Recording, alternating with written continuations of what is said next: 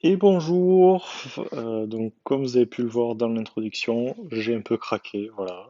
Je me suis dit, j'avais rajouté ça déjà dans la précédente vidéo de d'e-sport contre Arm Alicia, mais j'étais pas sûr que tout le monde ait vu ça, donc je me suis dit que j'allais rajouter en début de vidéo aujourd'hui, je trouve ça rigolo, et voilà, enfin bref. Donc comme vous pouvez le voir, on avait fait un, on avait fait un planning des gardes de clan de commencer par le bas, mais en fait, la guerre de clans a trouvé très tard. Donc le lancement s'est fait à minuit et notre chef pouvait pas attaquer le matin. Or, il se trouve que tous les comptes du bas sont à notre chef jusqu'au 11. Donc voilà, donc on était bloqué et on avait prévu de faire les attaques en commençant par le bas, mais finalement on a commencé par le haut et il se trouve qu'on a pas trop mal réussi. On a perf 4 mecs en first try, en one shot. Donc écoutez, c'est pas trop mal. Je vais vous montrer quelques replays et voilà. Donc normalement ça devrait vous plaire, hein. C'était plutôt belles attaques. Donc je commence directement par Thomas. Un très bon joueur, il était un peu inactif pour des raisons personnelles et voilà, donc il s'est remis un peu au jeu et il est très très bon. Il a très bons AQH. Et donc voilà, de manière vous allez bien le voir, ses attaques sont vraiment très précises. Il y a vraiment du niveau et voilà, j'espère que vous allez vous régaler parce que moi je me régale à chaque fois à voir ces attaques. Donc on part indirectement avec l'AQH qui est lancé. Il prend déjà beaucoup. Il prend déjà une catapulte. Son funnel qui est envoyé avec le bébé drag, malheureusement il se prend une ignorant. C'est dommage, il a peut-être un petit ballon en plus, ça aurait été pas mal. Mais c'est pas grave, hein, il est toujours dans la liste. Un AQH très délicat, le souffleur qui souffle, la multi qui est derrière et la championne. Il a très bien géré son gel. Le rage, il a été très gourmand avec la catapulte qui tirait, mais il s'en sort très bien parce que les guéris sont pile dans le truc et l'accaparé ne se déclenche pas. Donc il perd pas de temps, il envoie sa caserne au sud et son roi pour faire le funnel pour le Minox sur HDV. La QH qui fait un taf monstrueux là, le poison qui pose. Voilà, écoutez, son roi qui se prend la mono malheureusement. Bon, ça va pas être un gros souci, hein, pas, pas 36 000 solutions, là le funnel est vraiment bien fait. Les cochons de la caserne qui vont rejoindre tout le groupe de troupes. La mono qui était en train de target la championne, mais ça n'a pas fait de dégâts, ça n'a pas eu le temps de faire de dégâts. Euh, pour être sûr que ses troupes se rapprochent bien de l'HDV et qu'il n'y ait pas trop de dégâts et pour pouvoir delay au maximum sa capacité, il gèle d'abord l'HDV, très intelligent. Son AQH qui a fait un taf vraiment monstrueux. Les deux catapultes, la championne, l'aigle tombé. Et elle continue encore d'avancer pour aller chercher un autre Arkix. Sort de fin qui est encore très bien posé. Les troupes qui avancent. Maintenant, ça va être quasiment que du clean, hein. Une très belle attaque, hein. En plus, les squelettes qui vont tomber sans avoir besoin que comment dire, que les mineurs pardon, soient trop perturbés sur leur course. La championne qui va rester en vie de très peu. Elle va réussir à avoir cette reine adverse. Et voilà, et ensuite ça va être du clean, hein. Il reste encore une grande masse de mineurs. Ils vont faire le taf sans trop de soucis. La reine n'aura même pas le temps de frapper cet hôtel de la reine adverse. Et voilà, le Warden qui est en soutien derrière pour faire encore quelques petits dégâts.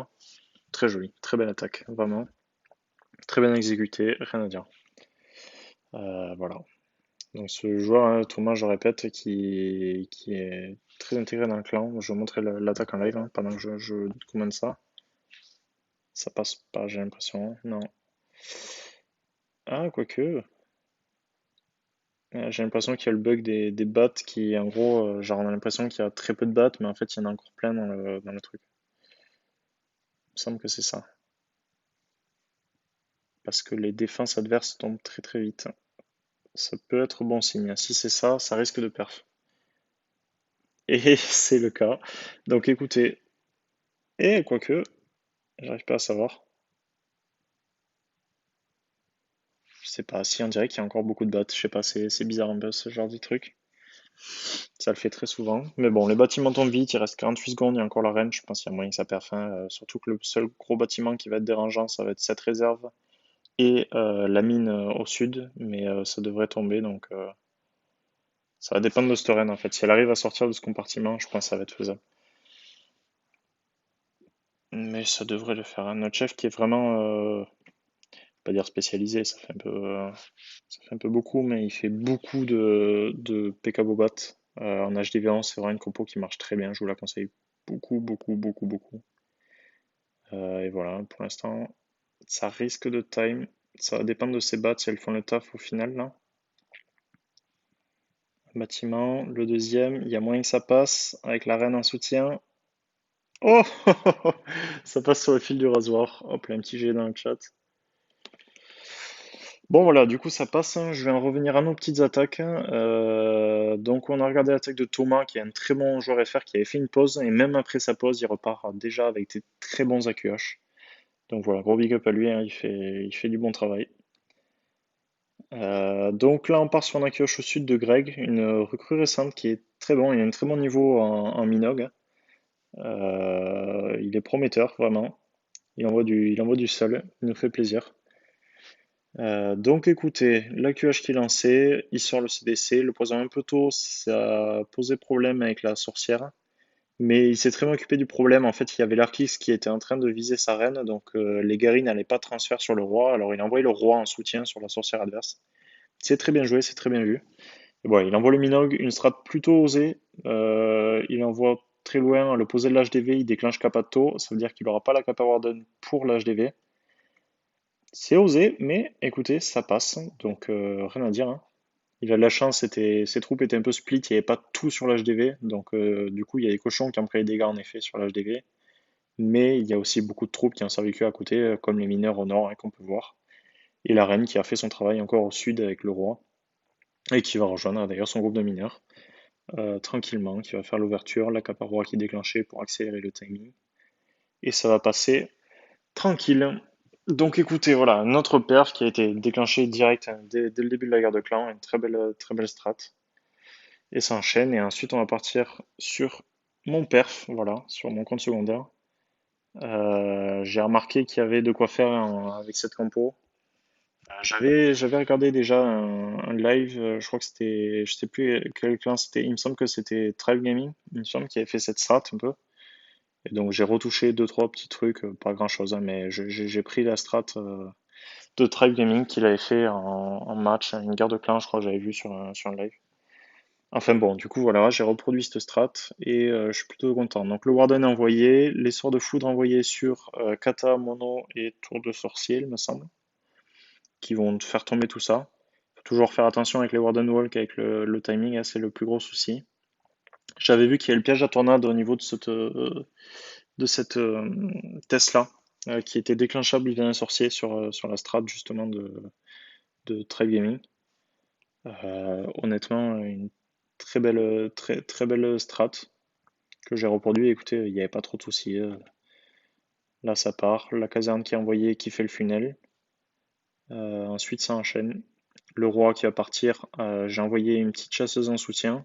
J'ai déclenché peut-être la caparoi un peu tard. Il a pris beaucoup de dégâts. Il aurait pu survivre un peu plus, surtout qu'il y a l'aigle ensuite qui va faire un autre coup. Vous allez voir, il va vite mourir.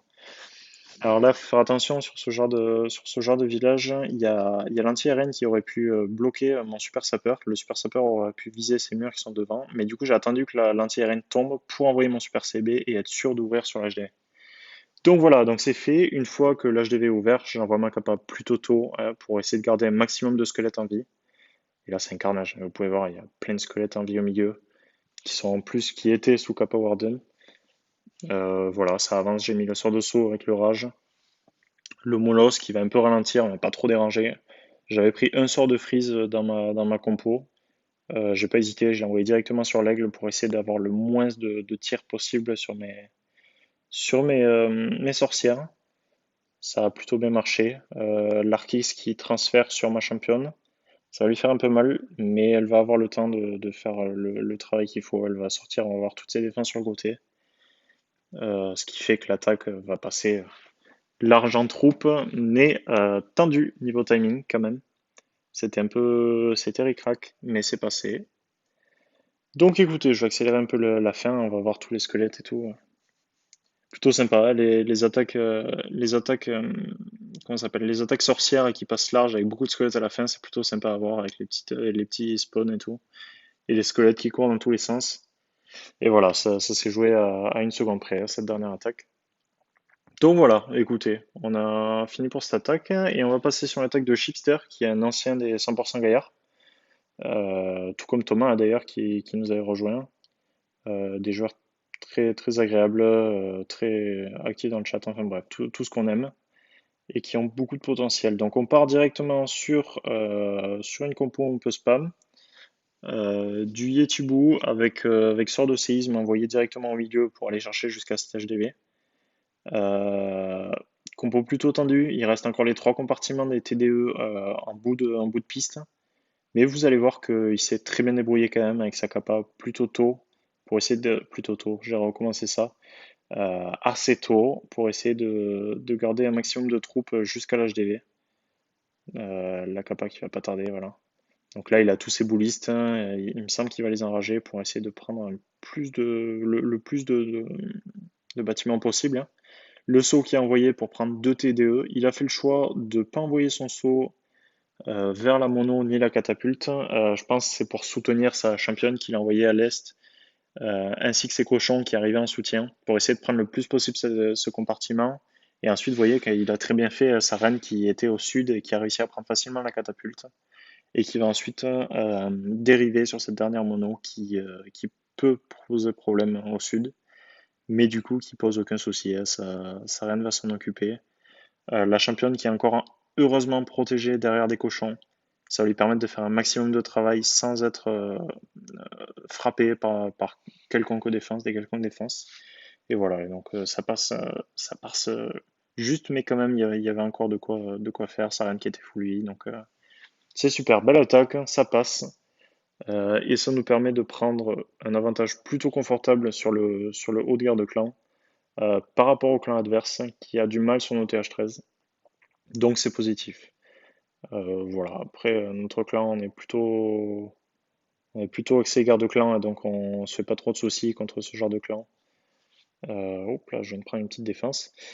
Ouais, on est plutôt axé garde clan, hein, comme vous pouvez le voir. Voilà, on a une petite série de 10 wins.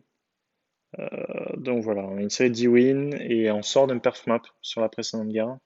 On est plutôt content, c'est plutôt bien déroulé. Je vais montrer peut-être une attaque. On va voir qu'est-ce que je pourrais montrer.